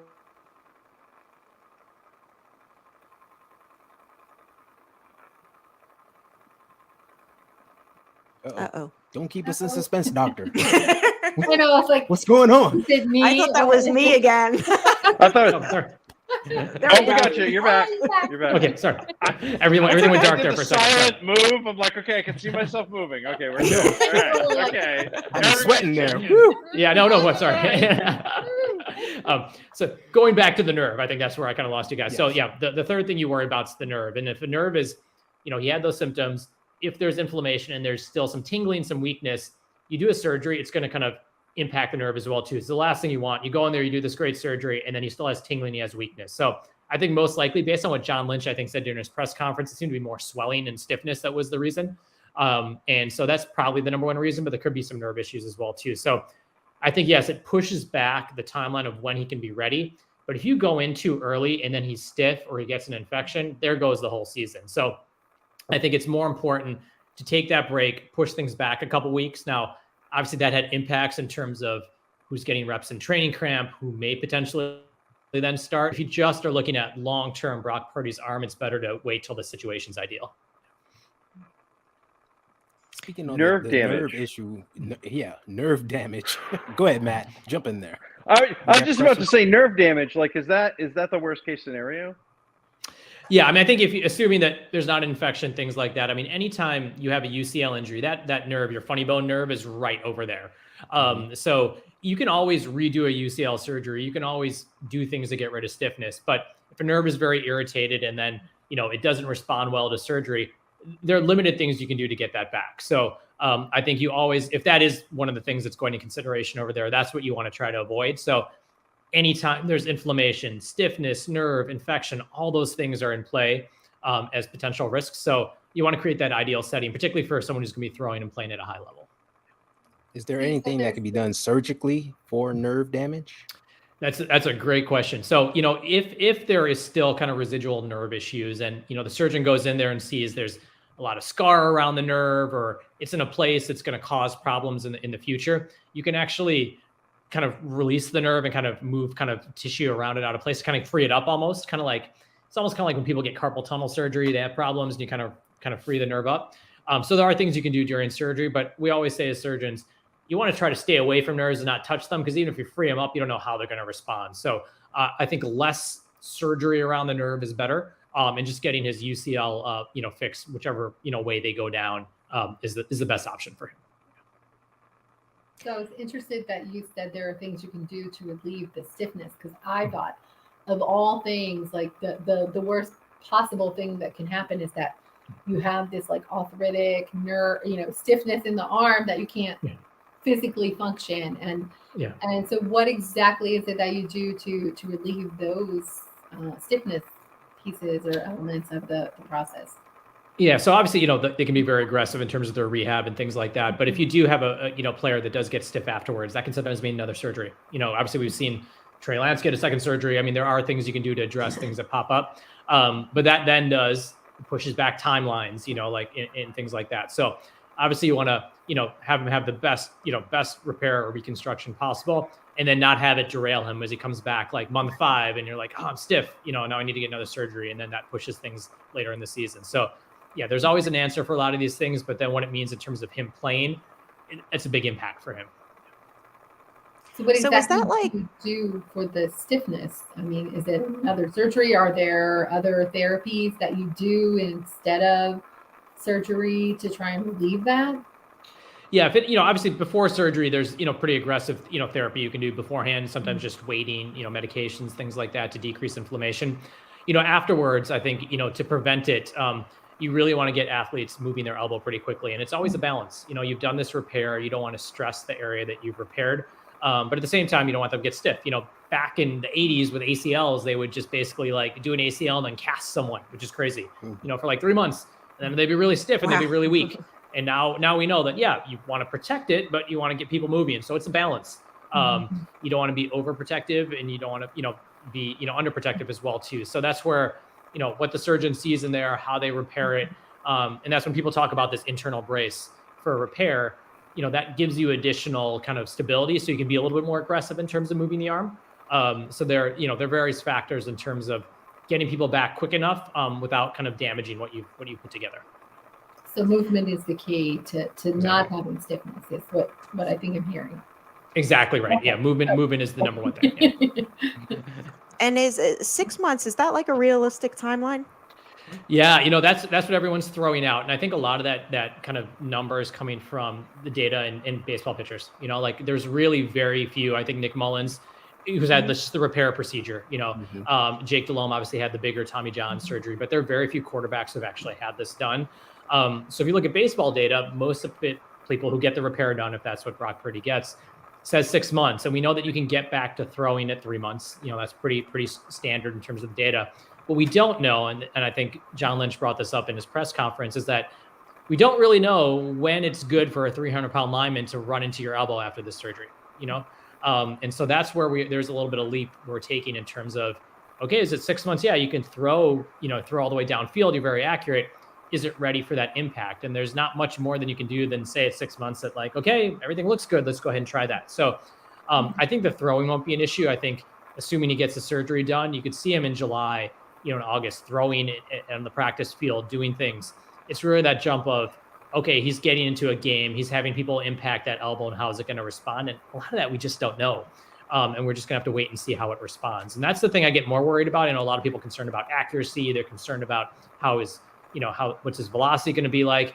I'm more concerned about that first time someone rams on his, kind of lands on his elbow. How is it going to feel? Which, that's how we heard it. So I think that's the thing we have to look for. Number one, how does it feel? Number two, what's his confidence level going to be with linemen coming at his elbow? I think that's something he needs to consider as well too. Is this similar to what Joe Montana had before he had to go to Kansas City? Because it originally started, and a lot of people seem to think that this started in the NFC title game that year, but it really didn't. He heard it in the preseason. His elbow just kind of popped, and then he ended up having 2 surgeries. Did he have the Tommy John, or did he have something else? And then he had all sorts of problems and was out for, a while, 18 months before he was actually able to be cleared. Yeah, I think it's a little bit, the reports from back then are a little bit unclear what exactly he had done, but I know it's very you had elbow surgery. Yeah. And I think when he injured it around that point, obviously some Tommy John surgeries were being done. But you still think it was kind of very early in that phase. So I wouldn't be surprised if they did some kind of procedure to repair something and then it kind of didn't work and then continued to have pain. So he very well may have had something like this. And obviously now techniques have changed, but he may very well be an example of something similar that may have happened with this. Because typically when you feel a pop in your elbow, that's what usually pops. This may have been a very early one that people didn't, people weren't interested in injury reporting at that point. So they're like, oh, he just has an elbow injury and why isn't he back? Well, and that's what's interesting, because when I went back and looked at it, because Terry Bradshaw's career ended, and when I remember when Joe Montana went out with that injury, they said, oh, this is the same injury that ended Terry Bradshaw's career. But nobody ever came out and called it a Tommy John surgery. And then when Ben Roethlisberger went and had his surgery, weird Pittsburgh, San Francisco quarterback dichotomy there. But they asked Joe Montana about it because Joe Montana had the same surgery. But again, nobody still calls it Tommy John surgery. So they act like it's just, and I feel like it seems like it's maybe getting a little more common for whatever reason. And for exactly the reason you said, these guys are Major League Baseball pitchers are throwing over and over and over again, but they're not getting ready to throw a pitch and then a third baseman's going to tackle them while they're throwing it, right? That's not going to happen. Yeah. So they're in a much more vulnerable position. So I'm actually surprised that this isn't happening more, particularly with the amount of pressure that teams are bringing on the defensive side of the ball nowadays. Because even if they're a step late, they can still hurt them, right? Yeah, they can still hit it right after that. Right. And you see Josh Allen, similar type of UCL, kind of thing. And obviously his doesn't seem like it's as severe, but I wouldn't be surprised now, especially with, people aren't, or the way they're tackling too. It's much safer to not get a, roughing the passer penalty if you go after someone's arm, so I'm not surprised if we won't over the next several years see, these plays, especially with more athletic defensive players, who can make that leap at the last minute and go after the ball, as opposed to in the past where they just couldn't make it to the quarterback in time. So now with all this time that's passed, is there? I think John Lynch was actually asked this as well. Is there a chance that this is actually starting to heal? Yeah, that's what a lot of us, I think, who talk about this from a medical perspective are like, what happens if he examines him and he's like, look, you actually look pretty good. There could be some healing. There's a possibility that you go inside there and there is some degree of healing. And I think for anyone who wasn't a throwing athlete, you can make an argument and say, look, it's been long enough. Your elbow probably feels stable. Like, let's not do surgery on it. But I think that just given, you probably see on the MRI, it's probably pretty torn. I think more than anything else, it may make the surgery a little bit longer because there may be a little bit more time. You have to kind of find, break up some scar tissue, not scar tissue that's causing stiffness, but some early healing of the ligament. And a lot of times what happens with these ligaments is that if you treat them out surgery, they heal, but they heal basically in kind of a stretched out position.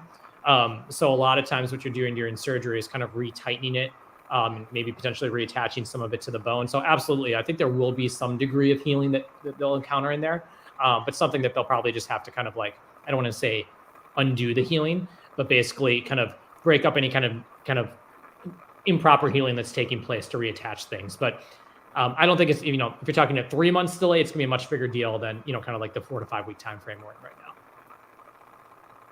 now.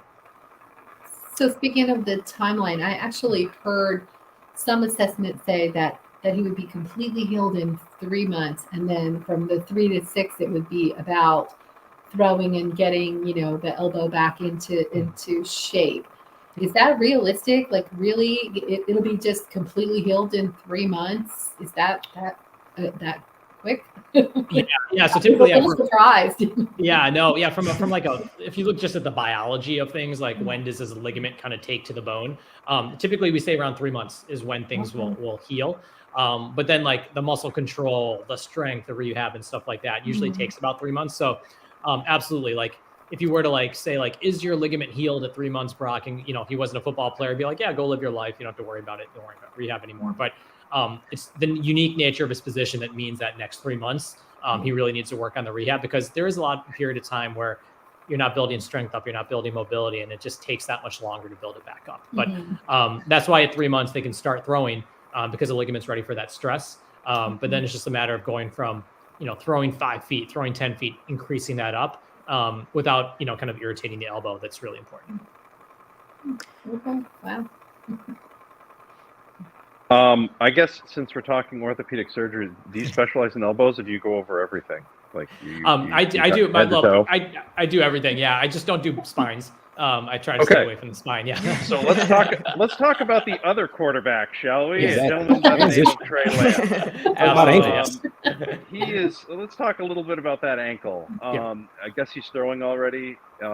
He had a surgery to remove a screw that was causing irritation. Is that common? And is it good news that it was taken out now as opposed to being a thing later? Right. Yes and yes. So what we always say, and I know there's always was this planned? Is it not planned? Is this setback? I mean, anytime we put plates and screws in for surgery, I always tell patients, and most orthopedic surgeons say, you can probably stay with this, have this in for the rest of your life, but if it bothers you, we can always take it out once the bone is healed. Now, obviously, you don't want to have to do it because it means a second surgery. But if it's bothering someone, you want to take it out. So I think number one, the fact that he had it taken out, you wouldn't take it out unless the bone is healed. So that's a good sign that bone's healed. The fracture pretty much came together. Number two, I'd say probably about 10 to 15% of people end up needing this taken out. So I always say if it's causing him irritation, it's better to get it now before he's actually fully training and in training camp or doing things than for it to pop up week 1 of the season. He's like, oh, my ankle's sore and stiff. So yes. Is it a little bit earlier than a lot of people get it out? Yes. Is it a setback? Yeah. Anytime you have another surgery, it is a setback. Was it really going to impact his ability to play this year? I don't think there was any possibility that he was going to suddenly be playing this year. Just based on his injury and how important he was. I mean, what is it medically possible for him to play in the playoffs? Yeah, potentially, but would he be effective? Probably not. So I think it's better for it to happen right now and gives him an opportunity to train without having to worry about that plate or screws or whatever that was bothering him to impact him and impact his training. So I think, you never want to have a second surgery, but the timing of it actually, I think, lined up pretty well. Yeah, Maddie doesn't like second surgeries.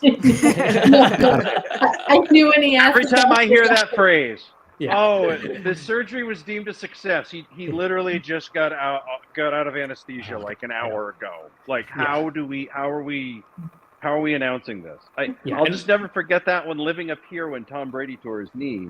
Yeah. And he tore his knee in 2008. Yeah. They're like, oh, it was and then like a few months later, like, oh, fun fact, there was an infection. Blah, Blah, blah. And you're like, I thought this was a successful surgery, and that's when you realize it really, you can't really tell. Everything up until this point has been super, but until it's fully healed, we don't really know. Like, stop saying that it was a successful surgery, right? Like, I don't think I've ever heard a public report from a team afterwards said the surgery wasn't a success. Like, the 49ers state the surgery did not go very well. And, it went horrifically. Film at 11. Yeah, we're looking for a new quarterback as we speak. So yeah, it is. But I do arm think fell off, but the surgery was great. Great, yeah. But I do think that when we do think about Trey Lance, I mean, obviously everyone talked about this hardware and what it means. I mean, I think, this is a standard type of injury from what was reported that people have. A lot of people get this taken out. And I if you take Brock Purdy and Trey Lance and you ask me which surgery is a little bit more unpredictable in terms of how it'll come out, it's Brock Purdy. Ankle surgeries are very predictable. Yes, you can have people who maybe like take a little longer time in order to get back in terms of confidence. I mean, Derek Carr had one here against the Raiders. You've seen people, Dak Prescott, obviously, but you don't hear people's, unless it's like some sort of horrific injury, career ending. This changed the way they played with ankle surgery, ankle fractures, like they're able to get back. We just don't know about this in throwing athletes. Anytime you have an issue with an elbow, it's a little bit less predictable. So I think Trey Lance's recovery is a little bit more predictable. Brock Purdy's, the timeline, how his elbow is going to respond, what it means, there's so much up in the air. So I think if you take the two of them, I would have more confidence in Trey Lance getting back to whatever level that may be. We still don't know what his level is. We just don't know for Brock Purdy. Well, let's talk about the level of his ankle. Yeah. What's his biggest hurdle? The linear movement, the lateral movement? Like, just for that ankle, we know how ankles flex and move. What's his biggest hurdle? I think it'll be lateral movement and speed, which obviously, are key to his game. I think anytime you've had ankle surgery, a part of it is confidence. Obviously, you always remember when you broke it, how you're going to feel, just like with an elbow, people falling on it. And then, ankles, even after bones have healed, they are prone to get a little bit stiff and, have a little bit more tendency to have pain. So you don't feel that as much with kind of that linear going back, but kind of rapid change of directions, kind of speed stuff will be impacted. But most people get it back, particularly at that age. But I think early on, if you do see him being a little bit less mobile, not as quick the first half of the season, that wouldn't be surprising. But most athletes, if you look at timelines, by the second half of the season would have all that stuff worked out. So I think that's where you may see some compensation. Maybe he's more willing to kind of be a kind of pocket passer early on because of some of those deficits that you may see. Well, since you mentioned that, I got another question for you. Here you go.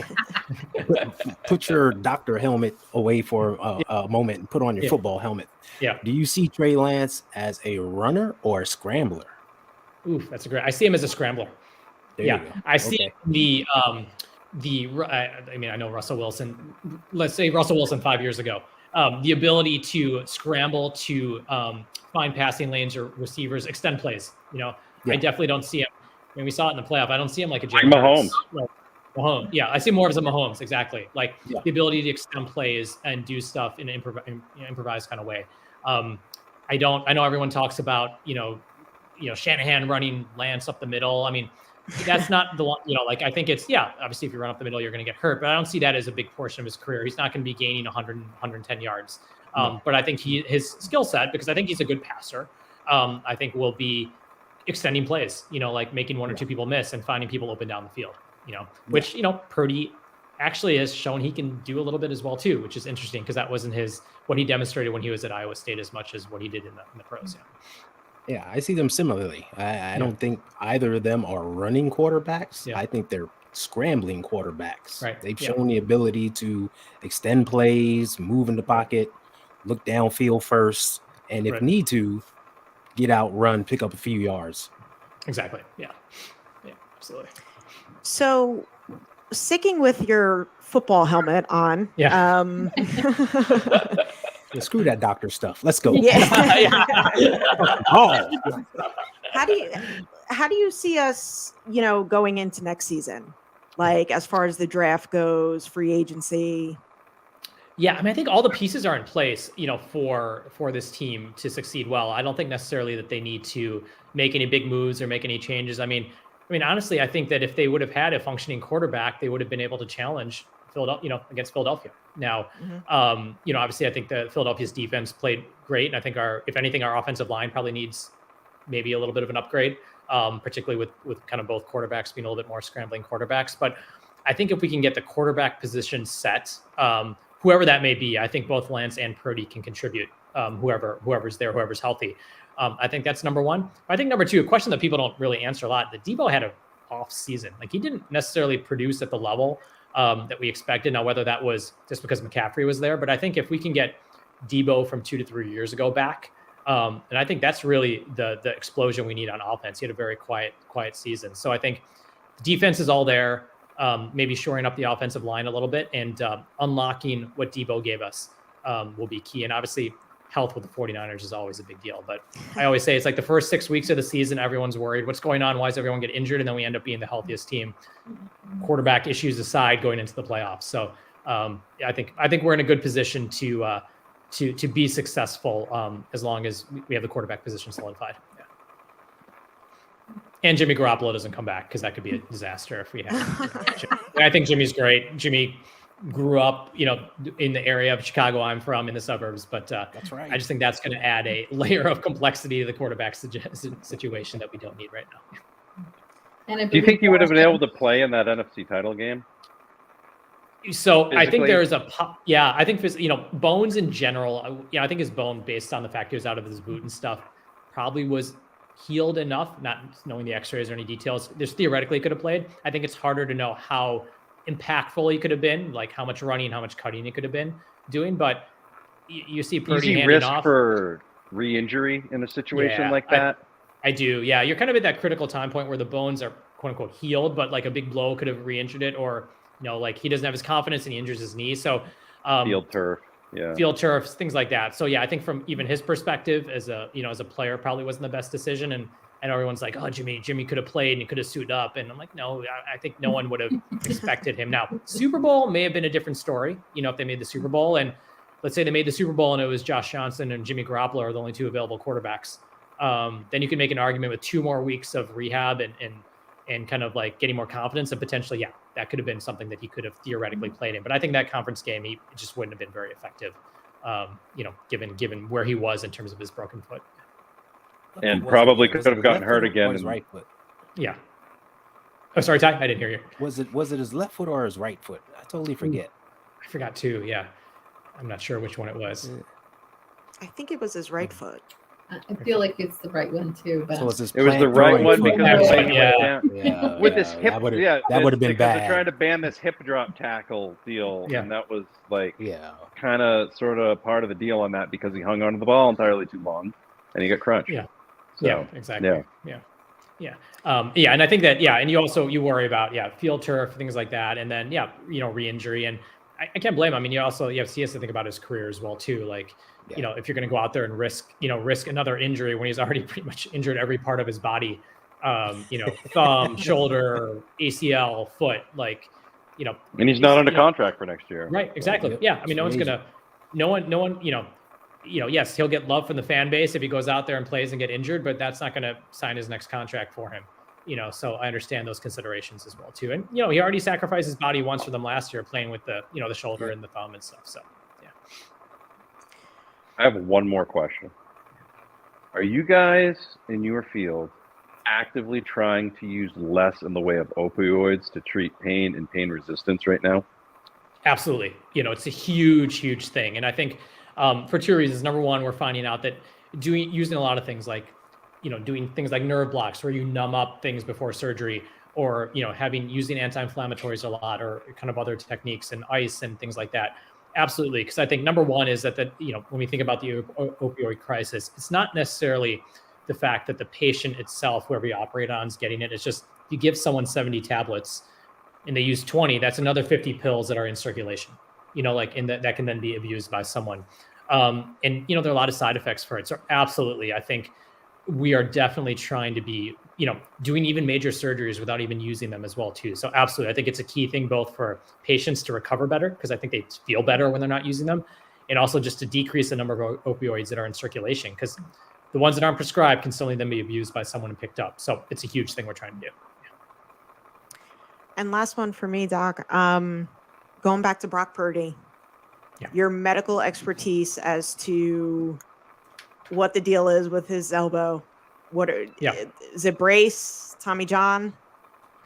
Yeah, I think, if they go in there based on everything that seems based on the report and what they're saying, I think that if the ligament is good quality when the surgeon goes in there, which is what all indications seem to be, and there isn't any surprises, and I think most likely what it would be a repair with the brace, which, for a quarterback, because there's less stress across the elbow, that's probably most predictable in terms of getting them back quickly and providing the support that they need. But if there's anything unforeseen inside there and it looks worse than it does, or it just quality is not good, I would not be surprised if they come out and they say, look, we did the full reconstruction and he's out for the full year. So I think that this is really hard because, you have an ACL surgery, there's one thing you do, and that they're going to be back 9 to 12 months. I think it's hard to kind of get this around our head that, like, yes, an MRI may show one thing, but you can't really know till you go in there, and it's two drastic different surgeries. But I think that this repair has been kind of what's suggested. The surgeon has said it. I'd say about 85% of the time, what we see on the MRI for elbows is what we end up going in and doing. But there is that 50% chance, which is still pretty high, that something else may show up. But my gut feeling is that it'll probably be the repair. But once again, I wouldn't be surprised if suddenly, they went in there and they're like, oh, this looked worse than we thought. And, there goes the season. And Trey Lance is, the quarterback for next year. Okay. All right. Super. And of course, there's always that 1% chance that he has like the hell injury and it turns out to be nerve damage, which is even worse. So yeah, exactly. Very so we always, there's always Super those, pumped. that 1% risks as well too, especially around the elbow. Like it's just such a difficult area. Yeah. And then he learns to throw spirals without being able to feel his pinky. It's fine. Yeah, and that's Everything's not. fine. That's not. No. I don't want Matt, that. I'm getting the candlestick dirt. Stop talking Telling like you. I know, right? Telling you. Possibly. I just want people Yeah, prepared, whiskey man. room over there. I want Didn't people even- prepared just in case, because I don't want them to be like, wah, wah, wah. Well, what happened was he tore his elbow in Philadelphia, and this is what happened, right? Like sometimes you can't control the path the hand you're dealt. So Yeah, exactly. we're gonna hope for the good part. Yes. Yeah, absolutely. Yes. Yeah. Race Dr. wins Rapp, the race. Wait, Exactly. How tall are you? I look much taller on my Zoom. I'm only 5'6". You're only 5'6". Okay. Yeah. Well, how's your Whenever- throwing arm? I was a track athlete in college, so you don't want to see me throw. I'm more land based, not ball based in terms of my. Hey, sport, we could use him on reverses. It would be fine. Yeah. Hold on. We got a lot of 5th and 6th round picks. Yeah, right. We like running backs. I don't think anyone wants a 43-year-old 5'6" orthopedic surgeon carrying the ball for the 49ers. That's. I don't think anybody's going to take I care don't of know. In themselves that better, Super though, Bowl, you we know? would have been happy to see you get out there. Yeah. We're in the playoff game. I think you could have caught that pass from Jimmy. Yeah, you could have got a couple passes off. All right. Dr. Pandya, thank you so much for joining us. Yes. Thank you. Oh, absolutely. Appreciate you. Anytime. Thanks for having me. I appreciate it. And, anytime. Love to be on anytime. Appreciate it. All right. Awesome. Thanks, man. Thank you. Have a good one. Okay, take care. Yeah, no problem. Take care, guys. Thank you so much. Bye. All right. The nerve damage piece, I hate to keep bringing it up, but man, when he brings that up and they start talking about tingling and things of that nature, and I mean, I'm going through that myself right now with both of my arms, and I'm not any sort of athlete whatsoever. So good to see you, Rob D. Thanks, but Rob. yeah, just the luck that this team has at the quarterback position. Wouldn't that be the luck? They get the 7th rounder, like, oops, yeah, some freak Tony Conigliaro-esque injury in the NFC title game ruins his elbow, right? Like just some BS. My nerves are shot. Yeah. I think I'm nervous for Brock Purdy. Can't wait to hear that the surgery was a success, though. Can't wait. Yeah. Looking forward to that. Matt's like, Forward to that moment. Well, hopefully tomorrow, Friday, he meets with Dr. Meister, and then we'll go from there. We'll hear some good news. Yeah, hope so. All right, guys. Are we ready for the hurry up offense and the 2-minute warning? All right, let's roll. We are. Not really. Yeah, sure. It's way past his old man's bedtime. Hey. Thank you, Dr. Pandya, for coming on the show. Great insight. And you know what, Faithful, just hang in there, keep the faith. Let's see what happens. Worst case scenario, we have another QB1 with us in Trey Lance. Go Niners. And don't forget to like and subscribe. Go ahead, You Maddie. too could be the 100th subscriber. Thank you. Don't forget to look at that quarterback market. Look at those guys that played in college a long time and kind of know the system. Look at guys that can make plays happen without having to, run the ball the entire time. Guys that can process things, but also look at guys in the free agent market that might fit. Jacoby Brissett's been a name that keeps finding her out. I think that would be the perfect type of guy to have in here. So somebody like that, I think, would be perfect. Bang, bang. Go ahead, Becca. Hey. Oh, go ahead. I think free agency is going to be something we look to fix and plug a few holes because we know some people are walking. I'll be sad to see Robbie go because it doesn't look like that's going to come back around to be a thing. I hope that that's not the case and they work something out. But yeah, I think we have to trust the process and hopefully surgery goes well for Brock Purdy and we have a great quarterback situation on our hands. A good problem to have. And the NFL Combine starts tomorrow with defensive linemen and linebackers. So if you like to see big dudes run around in their shorts, that's the day for you. Sun's out, guns out. So we're Olympics in Indianapolis tomorrow. Yeah, Woo! correct. Like, subscribe. Thank you, guys. Thanks to everyone in the chat. And go Niners. And we're out. And of course, for the upstart 49ers, they're 6 yards away from Pontiac. 3rd and 3. We'll see a pickup sometime on the right side, possibly. Montana looking,